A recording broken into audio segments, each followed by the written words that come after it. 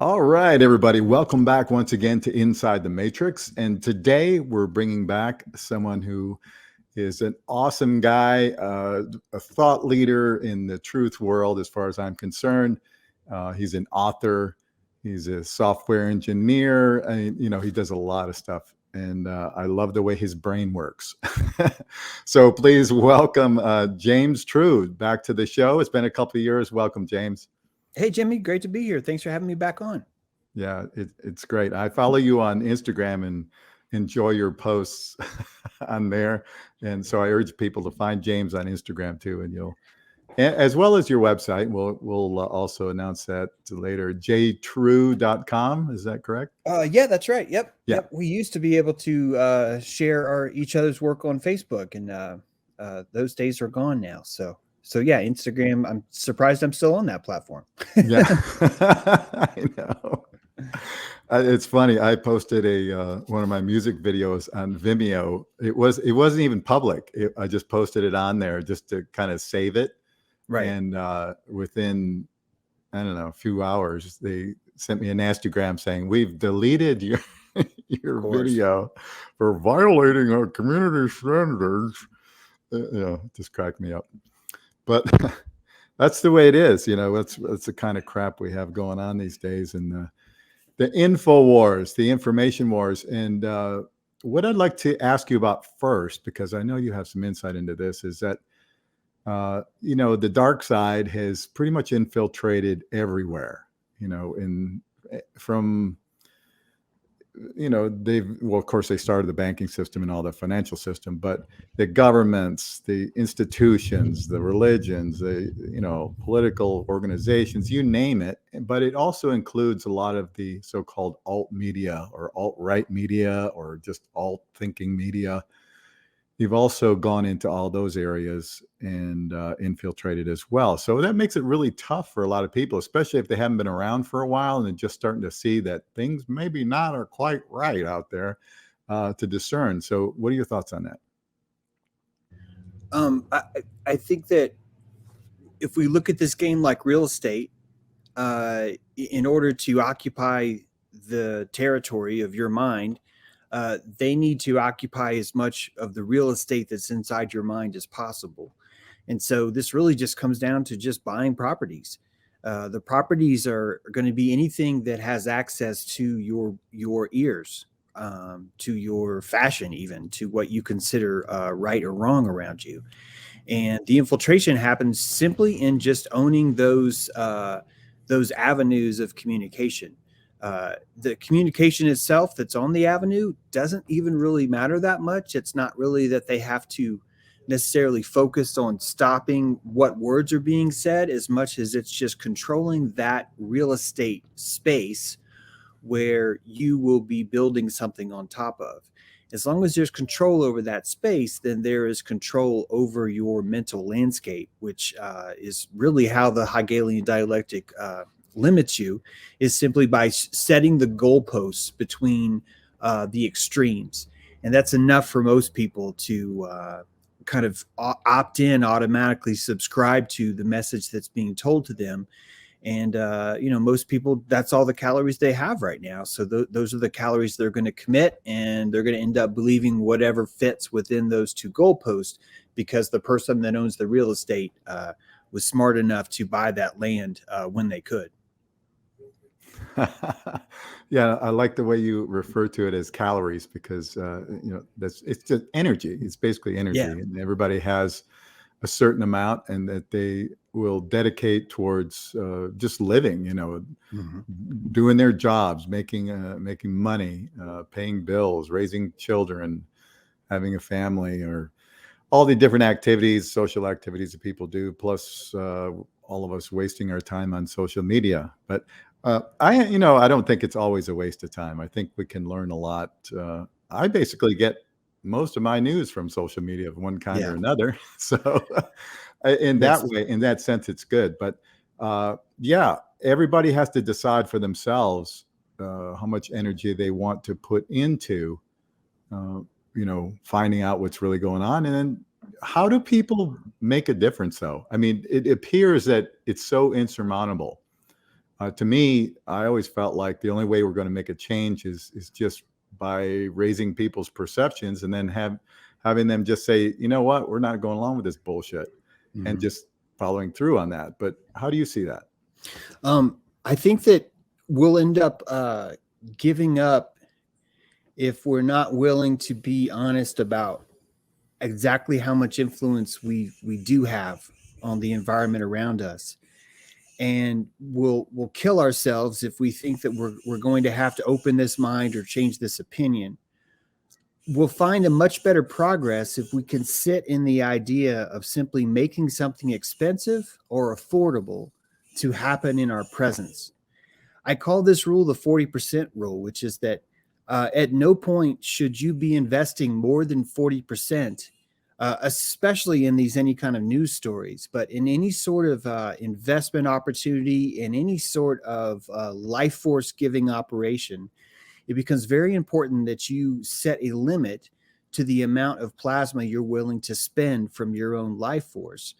But that amount that you spend can be used wisely simply by making things either expensive or affordable to happen. A friend of mine named Angela sent me a video today from her being in the hospital. And she's waiting, I believe, with a friend of hers who actually wanted to go to the hospital.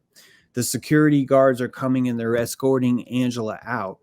Angela is causing a scene, but she's not like physically refusing to leave. She's not handcuffing herself to the railing. She simply wants it to be expensive enough for the staff to have to apply extracurricular calories to making her conform to something that she does not believe is valid.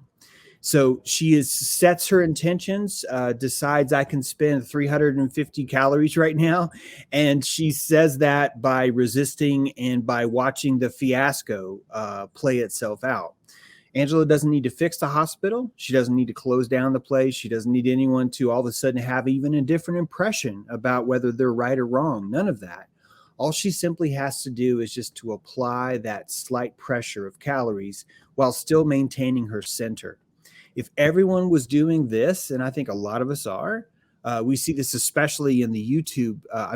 Notice that the YouTube is dropped showing you how many downvotes a video has. That's right. This is one of many, many examples that shows the progress and power of just these little tiny things.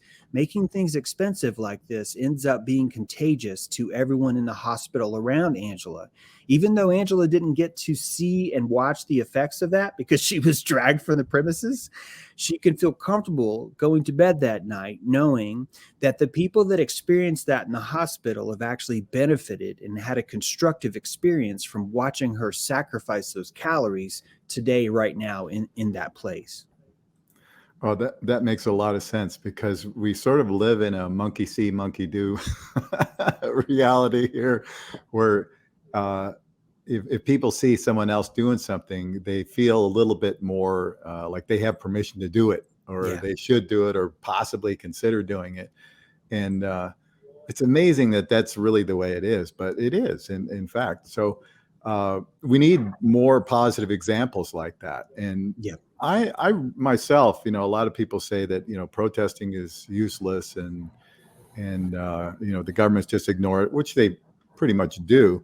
But it does set that example, like you're talking about, and the Mhm. more people that see it realize, hey, there's something that can be done.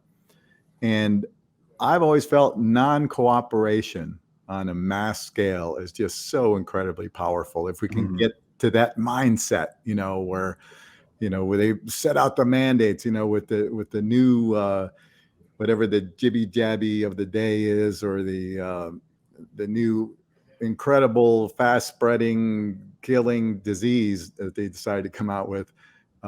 If we stand up en masse and say no, we're just not going along with that, Yeah. uh, it's powerful. Because consciousness is so diverse, I can really firmly appreciate and am grateful for the operation of the truckers' strike that occurred in Canada. I'm proud to watch that happen. It makes me feel good. Additionally, at the same time, because of where my consciousness is at, when I watch the strategy of we will protest the government in hopes that the government will use the power of government to make government better, that isn't necessarily something that resonates with me so much. Right. However, it's still a very constructive act because I know that many of the people that were at the in Ottawa are learning the valuable lesson that took me a while to learn, which is that why am I asking for government to fix government? And that requires a lot of lessons. You have to come to a certain state of consciousness of mind for you to realize that maybe that's not the best call. So even when I see others doing something that I personally don't consider constructive to the cause, I'm able to see that there's a hermetic initiation taking place where just like you might be red pilled a long time ago, and then you might be black pilled after that, or you might be white pilled, or you might be no pilled. You enter into different states of understanding the environment around you. And it's not really correct for you and I to say, well, only this state is the correct one, especially when we've seen that the steps that you and I took to get to where we are directly came through places like Ottawa, directly came through places like we're seeing everyone else basically respond to what's happening around us. So overall, the more movement from discontent I see, the more optimistic I am about the overall effects of what's going to be happening and how long this is going to actually take to get somewhere. Yeah, I agree with you. And there's always this talk in the background about the savior thing, where we've got the white hats working in the background. They've got they're arresting all these people. They're doing all these things, and they're from time to time we see what looks like it might be evidence of that, but then you really can't say for sure what's going on, or is that just part of the operation that is going to corral us by controlling both sides of the narrative. So you have to wonder what the hell is really going on. We're always hopeful that criminals are being taken down, but as you said, for us to be protesting the government, asking them to do the right thing, I mean, it's crazy. It's like asking the criminal to reform himself as we're watching. They're just not going to do it because it's not to their benefit to do it. Unfortunately, we let the system get so far out of hand that we've got these career criminals, you can call them career politicians or whatever. And they're basically just the front men, but they're there lining their pockets, and have been for decades, many of them. And, how do you deal with that? How do you get these people out when they've got the levers of control? They've got the financial levers of control behind them, propping them up. That's a tough one, because everything now in our world, until, consciousness really shifts, is controlled by money. So if money is your energy, these guys got a lot of calories to burn, right? These World Economic Forum guys, these billionaires of the world that own politicians, that own the major corporations and all of that, they've got lots of calories. So how do we do something about that? Well, I think money is only powerful right now because the true power of consciousness is really the one that's being flexed against us. The truth of the matter is that there's just a certain level of consciousness that collectively we are at, and that level of consciousness, you can tell very clearly what the average person inside that subset believes, and they believe in something called government right now. When you unwrap what mafia is, you find that mafia and government are actually exactly the same. Yep. There's a concept in the mafia world called muerta, which is private. This is the secret of the mafia. And in the military, in the government, we have something called classified information. The entire structure of how government is set up is exactly congruent with how a mafia is made. You have made men. You have people that have reached a certain point, right, inside the organization where they become untouchable. You and I see that too in politics as well. Yep. We're going to save a lot of stress by letting go of the image that government was ever supposed to be anything constructive and here to help us, and come back to the natural world of nature and understand that really what government is a predator. It's a metallic panther that's wandering the streets, and you and I are its antelope, and it will take down the ones that it finds the weakest, and it will take those down based on the appetite that it sets for itself. So if we acknowledge that we're living in this natural world and there's this natural predator there, consciousness suddenly changes dramatically, and we start to treat government just more fairly. When I say fairly, I mean treating it more like what it actually is. And when consciousness is ready to see predator in the room, consciousness will no longer act this way, and money will not necessarily be the main source of power anymore, so much as awareness will become that. I think the Aquarian age, this new era that's been brought on by the corona, has not only already led to that, but that the snowballing will continue. But what I don't know is that the end results of the effects of that snowballing, when it clashes up against this average level of consciousness that people are at. I know that if it was easier to accept that government was a predator, most of the people that still believe in government would see it exactly for what it is. But because that's such a scary thought to give up the idea that we live in this safe zone called civilization, and that we have these things called insurance, where we can be told that we're insured about our rights or about our life or about our health care or about our safety. These illusions of insurance come back to this level of consciousness I'm talking about, the appetite that we have. And as that consciousness grows, so too will our dependency on government shrink. It's an inverse square law, and we see it at work, but we have to be more patient, not with government, but with the people around us and their level of consciousness right there, because that's really where all the power is. It's inside of those people. Whether or not they're going to bloom in time is something completely out of our control even. But we at least can witness and see exactly where the true change will come from. It won't be from government. It will be from consciousness of the people. Yeah, I agree. But I do think we do have a modicum of influence in there. Even if it's, if you have, you do your shows, I do mine. We have thousands of people out there doing their own and trying to share this awareness with people. And I think we are making a dent.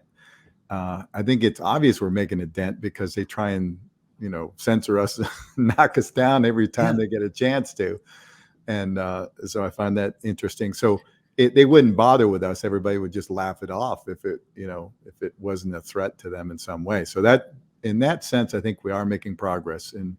And yeah, consciousness is really it. Cognitive dissonance is a tough one.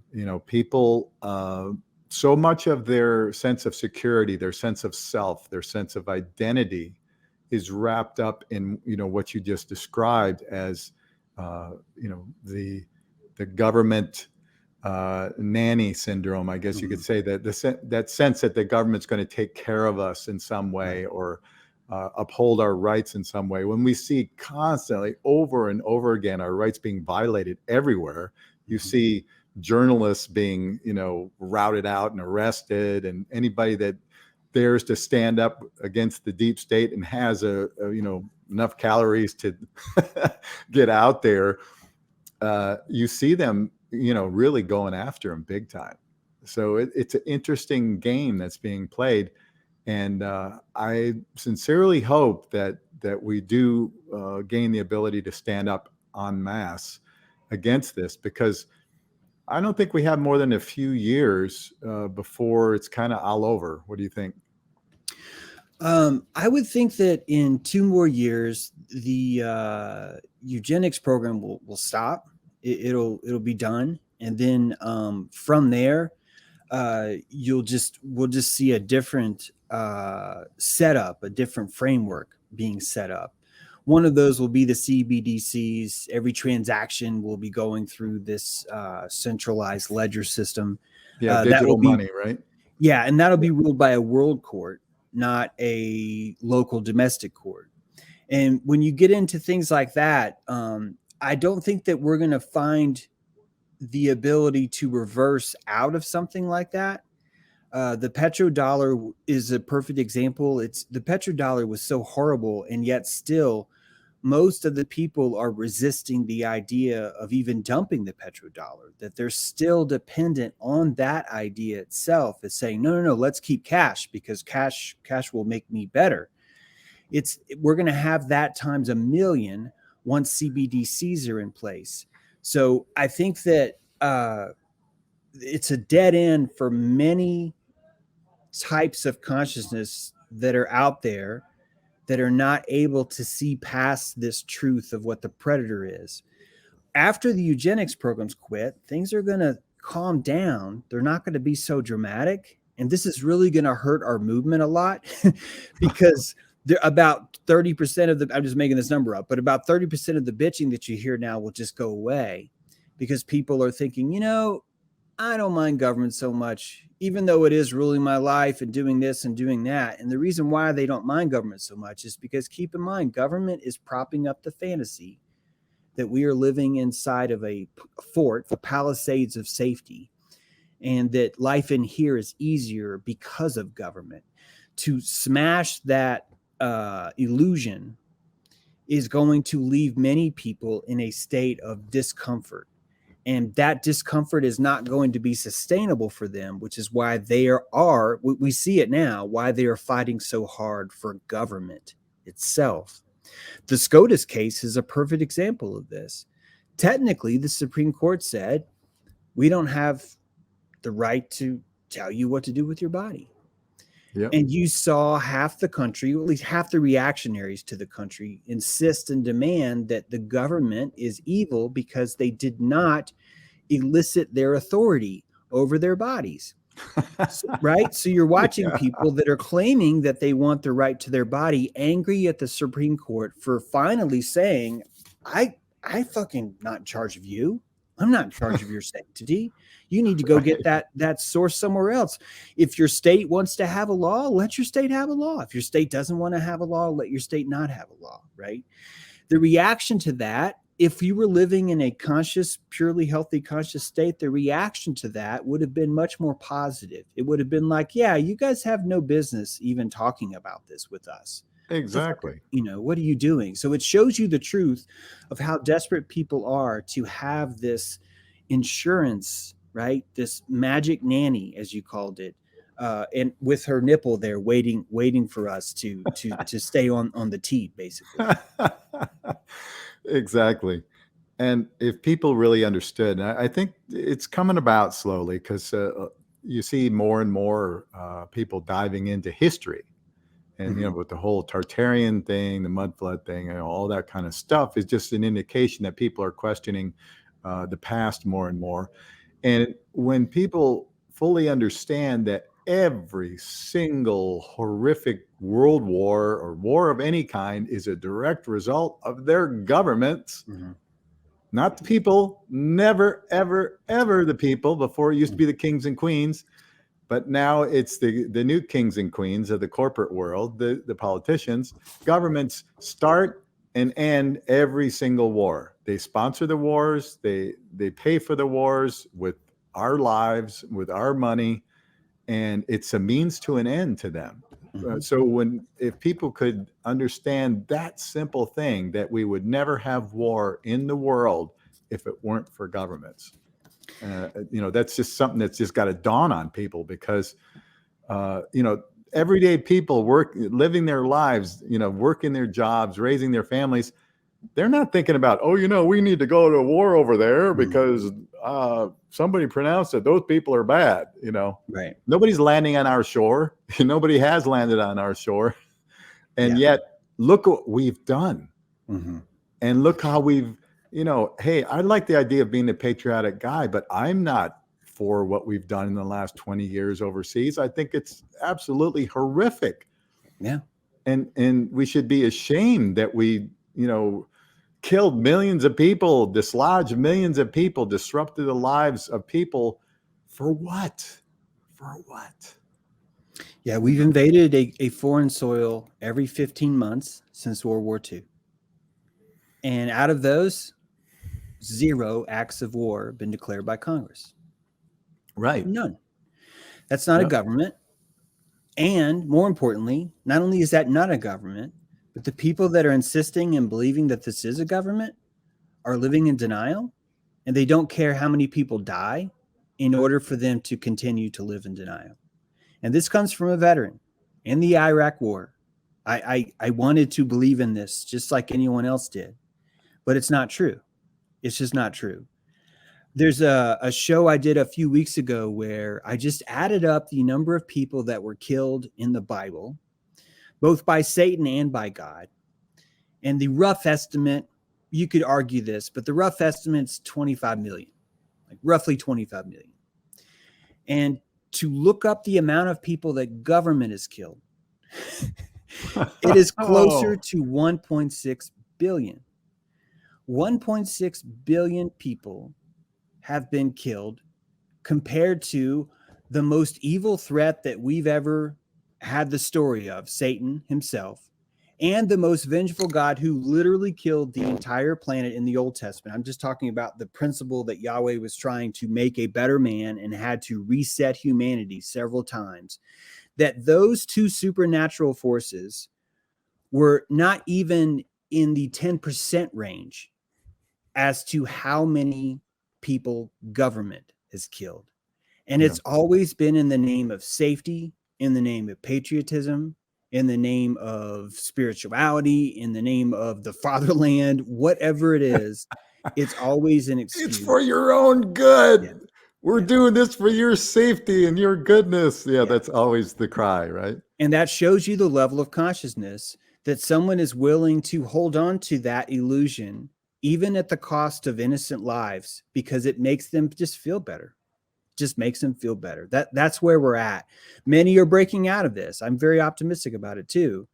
But I'm just telling you that if you really want to understand the beast really isn't government. The beast is our consciousness and why we're allowing government to be this way so much. I don't want to end government. I want government to just be known as a pirate organization. And that's the organization that all of us have agreed on, that we're going to let them be the lead pirates. And if we saw them as that, we would have a much healthier relationship to the tribute that we're paying them out of our life force, right? The 45% of our life force that's paid in taxes. In order for the government to do this to innocent people every 15 months would suddenly become something more expensive for us, and we would stop to tolerate all these things under the auspice of thank you for your service, under the auspice of, well, it's America, the land of the free, right? We look at it differently from, no, this is a corporate pirate who's threatening to take my home. Unless I give them tribute, I'm going to give them tribute now. But at least now I'm treating them like the pirate they are, instead of pretending that this is the person here to preserve my liberty, because that's not happening at all.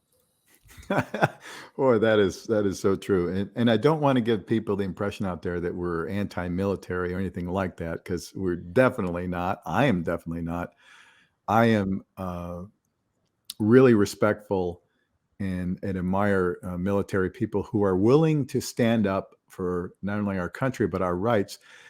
But I am not excited about these generals and these, Pentagon people who are gung-ho and they're on the salary and they're getting money from Boeing and Lockheed and all these other Halliburton, all these other companies that are saying, hey, you know what?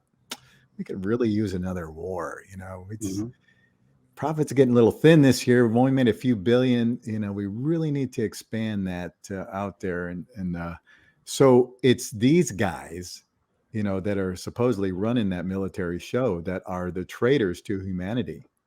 They're anyone that's compliant, and anyone that's compliant with what we're doing. I personally consider my job as a veteran. I promised an oath to the Constitution to preserve and defend this country. And I'm under the impression that all veterans should be speaking exactly as I'm speaking now. I don't need them to say exactly what I'm saying, but I believe that it is my patriotic duty. I believe it is my duty as a soldier, as a veteran, not only a veteran, but as losing my father in the Vietnam War, having most of my grandparents a part of this same system, that I believe I'm fulfilling my role and obligation as one of them to make this as expensive as possible for the country to keep running this way. To me, that's what a real veteran would do, versus a veteran that would simply say, hey, if you say thank you for your service, I will just follow orders and do whatever's needed. I think this happened with hospitals this last 2 years when we watched Corona unravel. I think a real hero is not going to regurgitate or follow orders. I think a real hero is going to listen to all the information on the field and make a judgment based on the best moral outcome with what's happening on the ground right now. That to me is a veteran. That's someone that really is fighting for their country. And it's never going to be in a uniform. It's not going to be, no one's going to reward me for this. In fact, if anyone, they might even question my patriotism. That's what makes it a heroic act. That's what makes it an act of morality, is that I'm willing to spend my reputation. I'm willing to spend whether or not people like me or not to say something uncomfortable, because it's so important that it be heard right now. Yeah, and I really admire people like Sheriff Richard Mack, who's out there with the Constitutional Sheriffs and Peace Officers Association. He's been on the show a few times, and he's out there trying to educate sheriffs about what their real powers are. And this is one area I think that we could really make some progress if we get that out there, because actually what should have happened with all this lockdown and this forced jibby jabby and all these other stuff that was going on, and all of this, these sheriffs should have been arresting these politicians for violating our rights. That's what should have happened. If we had a real sheriffs out there, elected officials who are the last stand for we the people on a local level, if they were really understood what their job was, number one, and actually executed their job, none of this could have ever happened.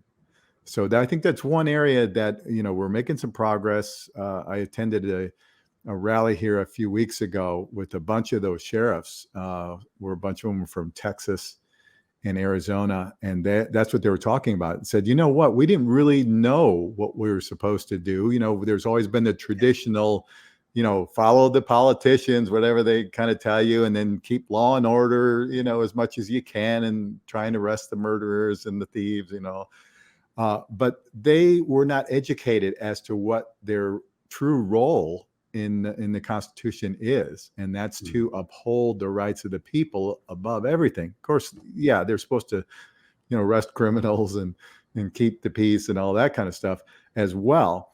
But ultimately, if they see that our rights are being violated, it's their job to arrest these people. So that's exciting to me that that's going on. Yeah. A bunch of these sheriffs said, we didn't realize that. And now we do. And we're spreading the word. We're telling other people, because this is where true patriotism should be, as far as I'm concerned. That's upholding the rights of we, the people. Going back to the founding fathers, if people take the time to go back and look at the Federalist Papers, and, it was kind of similar when those papers were being written. There's similar circumstances to what we're seeing right now, as far as you couldn't speak out publicly. You had to use, sort of pen names, and newspaper articles to get your word out. Otherwise, you would be targeted. Just like today, you're going to be targeted if you get out there and you make a big enough dent, put enough calories into the deep state's world, that they're going to try and target you. And so our founding fathers were doing the same thing. They're saying, okay, this is our opinion on all this stuff. We want to share it with you, but we have to be careful about it, because we don't really have that freedom yet, And so they faced a similar circumstance. And so really, it's kind of a interesting moral war that we have going on, because the morality, the morality training that should have taken place in every family, it should have taken and not necessarily taught in schools to the extent of the family, but they should have been reinforced in school. Honesty and all the basic characteristics of morality should have been reinforced in schools, and they haven't been for decades. So that's why we see the breakdown. And a lot of people are totally willing to do the bidding of, these deep state type people, World Economic Forum people, as long as they get paid, as long as they can live the country club lifestyle. Hey, it's all good, right? We don't care how many people we squash in the process, as long as we get paid, And that's sort of the mentality that we're up against. Yeah, and that's the consciousness thing I speak about. When consciousness is elevated enough, that becomes painful to just follow orders like that. And you're watching the struggle, not just in the sheriffs, but we saw it in the lawyers. Where were all the lawyers, Jimmy, during the last 2 years? You would have thought if anyone would have been gangbusters storming out of parachute planes, right? Like dropping flyers of, hey, call me if your civil rights have been stomped on, it would have been lawyers right now. But they were very quiet about it. Same with nurses. Same with anyone in a uniform. There's and more, I really think there's more money in ambulance chasing, though, than there is in standing up for your rights. Yeah. But at the same time, the lawyers are watching the very system that used to be their turf suddenly now no longer being applicable. And most lawyers are kind of cocky to where that should have been a little motivator for them to want to step back in and say, hey, this is our law. We're the ones that run what's going on here. But most of the reaction was, again, obedience. I think the uniform has a lot more to do with it. You can convince someone to do all kinds of awful things to someone else if they're in a uniform. It makes it clean. It cleanses the entire ritual of it. I think we're going to find that the people that fall the quickest during events like this will usually be the ones that are not only in uniform, but are in uniform that have more decorations. The more decorations that the uniform has, the more prone this person's going to be to not losing those decorations. And they're going to feel that the way to keep those credentials is to regurgitate what's been told so that they can keep that symbol of authority. I couldn't agree with you more about sheriffs. I think that's like that should be your first line of defense. And that would be the very place where we would want to push the hardest to try and invigorate the consciousness behind these people that hold these positions. But I just want to be fair in saying this was a systemic failure of liberty on every front from every human that is in a uniform the last 2 years. Every single one of them failed on this one. And so that's why I'm bringing it back to the consciousness of us, because this would have been so easy to be like, oh, hell no, you're not doing that. That would have been so easy had enough of us had the gumption and the calories to be able to say, we're not playing this game. Exactly. Yeah, exactly. And so it'll be interesting to see, because there's a new pox coming, or there's new something coming around the corner. It's going to be another war. It's going to be another outbreak, some deadly killer thing happening, whatever the next scare is. So, there's always got to be a new scare, because when people are scared, they're much more compliant and willing to, give up not only their rights, but their thinking minds. I think that Article 1, Section 9 of the Constitution probably needs to be amended, because there's a clause in there that says the writ of habeas corpus may be suspended in the implementation of public safety. And I believe that public safety has been grossly misused against us, and no one was willing or able to catch it. And I believe that is the problem. There's an adage that says, well, you can't cry fire inside a theater. But my response to that is, what if the people who own the theater are lying to everyone? How do you get them out of the theater? What other choice do you have but to yell fire? And if you're not allowed to yell fire because there's not a fire, don't you think that these people might be so fed up that they have no choice next but to actually start a fire?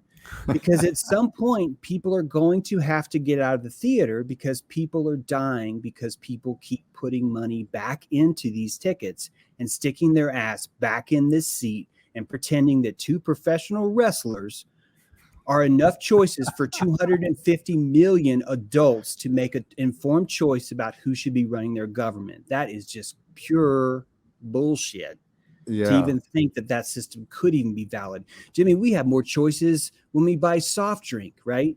We Yeah. could buy at least 5 different colors of soft drink, and all of them have sugar in it. So why are we only getting 2 candidates? This is not a real Yeah. system. It's a fully controlled and manipulated, rigged system. I mean, it's so obvious now, and every single day there's more evidence coming out to prove that.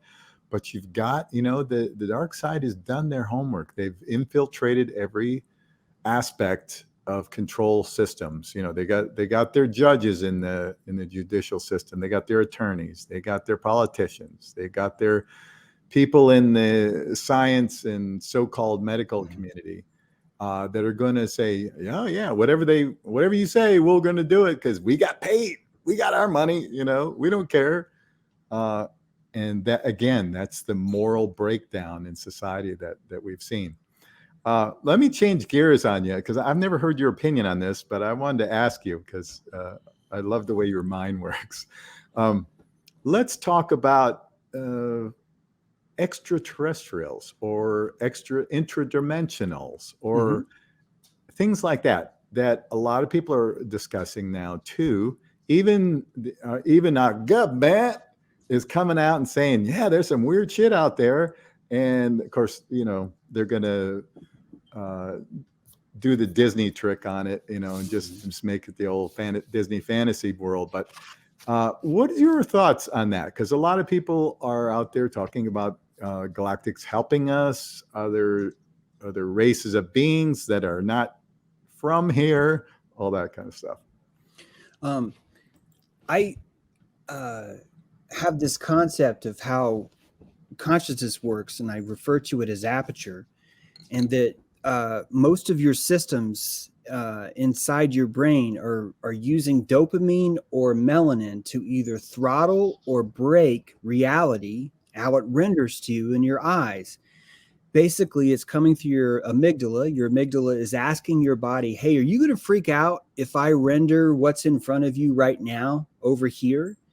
And that your amygdala asks you that, and the reaction that you have to seeing something rendered into your eyeball is directly proportional to how much of that visual is even shown to you. I have a lot of research to back this up. It's called my Eye of Ra theory. It's science, actually, just explaining how mice without dopamine are blind, how albinos, schizophrenics, meth heads, shamans, anyone with Stromboli, cross-eyed, have this ability to see things that other people cannot. I'm under the impression that the reason why some people are seeing things in the world and others are not is because their aperture has the appetite, the ability to process and render what's in the room to them. But there's one really big caveat, which is the costume that we put that energy into. I have a book on my shelf called Wonders of the Sky. It's a fabulous book, and it documents extraterrestrial encounters from 4000 BC all the way up to now.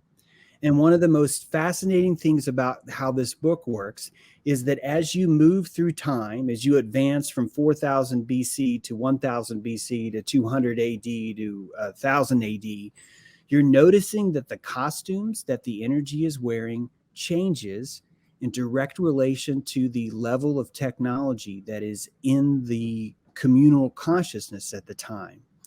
A long time ago, extraterrestrials were flying dragons in the air, or giant horses, or golden armies, or the head of some sort of bald figure. These are all we could equate with power at the time. But then all of a sudden, we started to utilize things like vapor clouds, or light, or steam even. And we started to see demons appear that were no longer shaped like dragons, or extraterrestrials, I should say, but were instead shaped like demons now. Why? Because we were living in the technology where religion was the most powerful technology that was around. And so And all of the artists were rendering those, right? Yes, exactly. All those were giving costumes for our mind to visually explain and dress the energy that's in the room. So if you take this from 4000 BC all the way up till now, we're seeing craft that are metallic in nature, that have stainless steel, which is very fitting for what we consider to be advanced technology right now. I believe that Sasquatch, I believe that demons, I believe that extraterrestrials, I believe that most of your myths that deal with any sort of will-o-wisp or any kind of plasmatic energy that's happening in the soil around you are real entities, and that we as society have snuffed out the people that can see them and given them a place in an insane asylum so that they will not perpetrate or destroy our illusion that we have here. So the entire X-Files government Blue Beam program is actually hijacking the backs of legitimate natural energy that's in the world, but allowing the world to see it simply as an advanced form of technology. I call this the reptilian space pope, Jimmy. I believe that the purpose of this is to create a photosynthetic reptilian space pope, a puppet that could be brought out and presented to the world, that because it has the furniture and the decorations of being thousands of years more advanced, more clean than we are, more energy conscious, less racist, less all the other things, that we will end up following this new reptilian space pope, much like we follow government now or science now, much like we followed the pope just 1,000 years ago.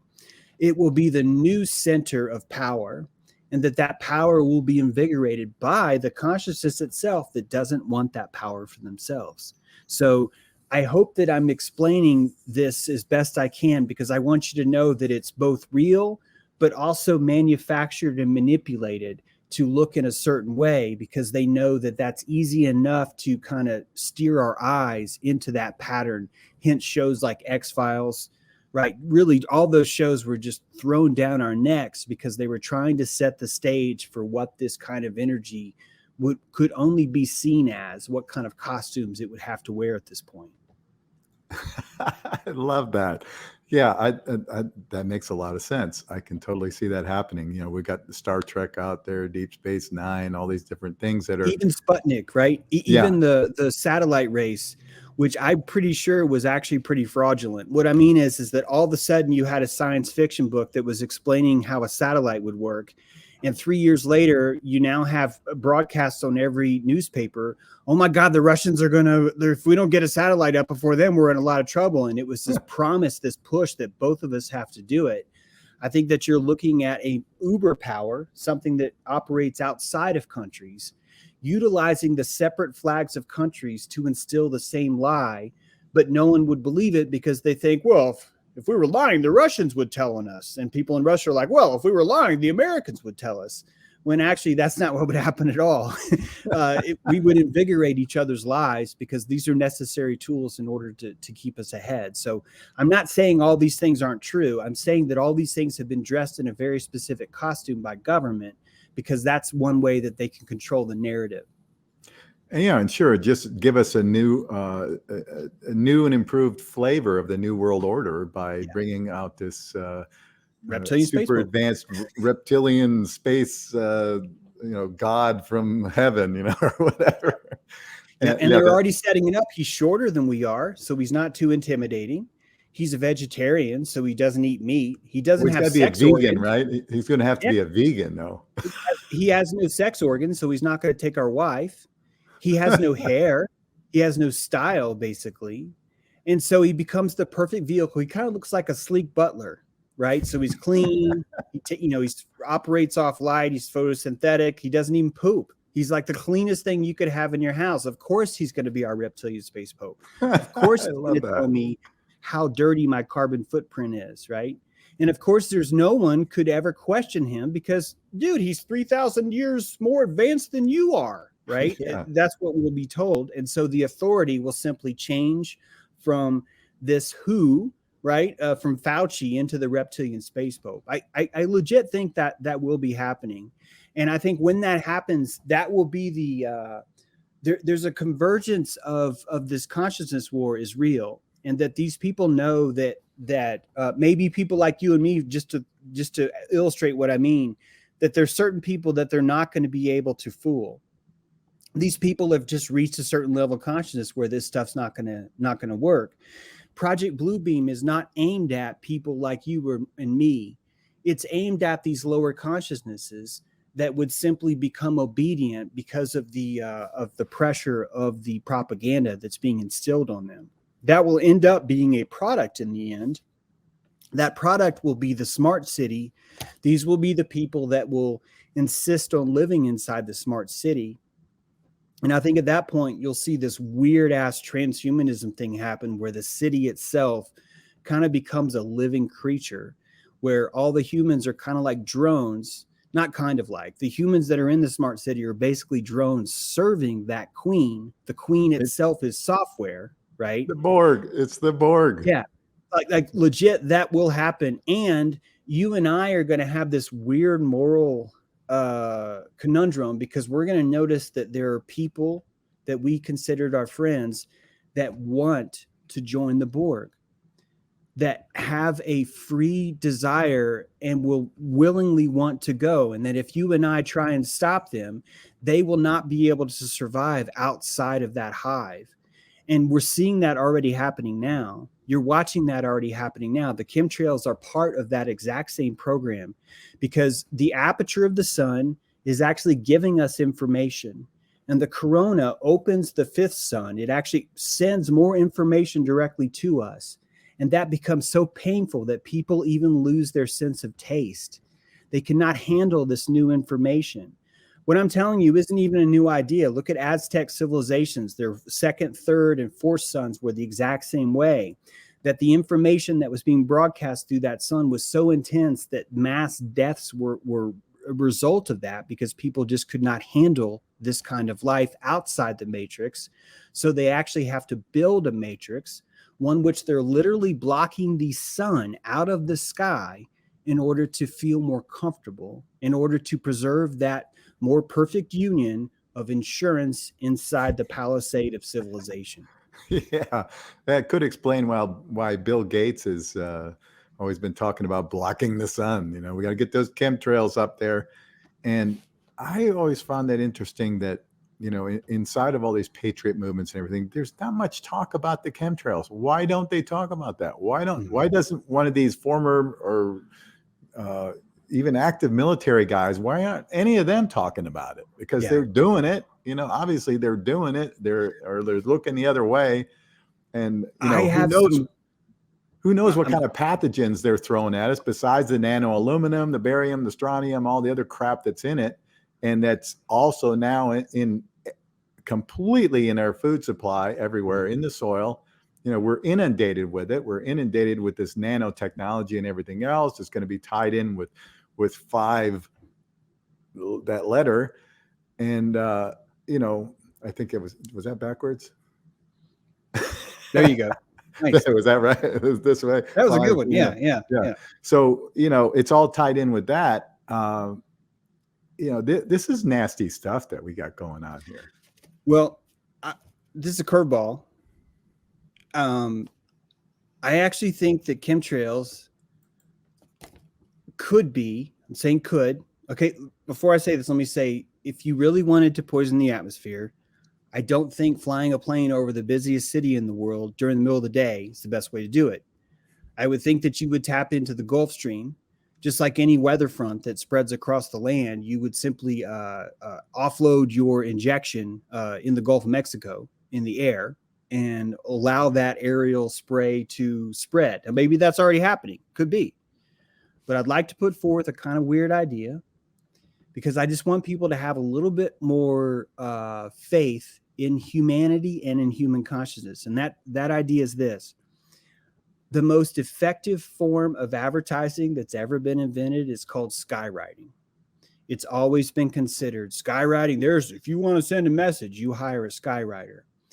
And I believe that there are people that, much like you and me, that grew up, were patriotic, wanted to serve their country, signed up for the military. Maybe they made it so far as to actually join the CIA. And they're literally watching this globalist system use Article 1, Section 9, the public safety thing, to create an uber government over them. And that there are certain people working, not a lot, I'm just saying a certain amount, that are actually working inside the country to elicit psyops that wake us up, that are designed to expose the hypocrisy of the system in a really blatant way, almost like a cream pie to the face. And that shock of seeing the facade break helps many of us find new ground and awaken to what's happening around us. If you were in a CIA operation that had a budget for 50 years and one of your tasks was mass consciousness to prevent the globalist takeover, you would be doing everything in your power to preserve American sovereignty. And you might come to the same conclusion I've come to, which is this is a war on consciousness, and we must wake consciousness up. Yep. In many ways, I think the Great Awakening is that. And I just want people to see, first of all, yes, there's all kinds of evil people. There's psychopaths, of course, and they're all over the place. I'm not saying there's not them. I just want us to also understand that it's naive to call the CIA a central, singular organization. Yes, it's central, but it doesn't have a singular goal. You're going to have different pockets in the CIA that sometimes directly compete with themselves because that's just how the organization works. And so it's not beyond the realm of possibility to consider that certain kinds of these ops, especially the really big blatant ones, are actually being used to wake people up. Building 7 is one of those examples, Jimmy. Something happens that's so clearly, what the fuck, that it causes people to see and to suddenly wake up from that. I'm not saying the entire 9/11 was meant that way. I'm saying that inside of the operation of 9/11, which we could talk about, but we're probably running out of time. But inside of that, one group decided, hey, I've got an idea. Let's show this.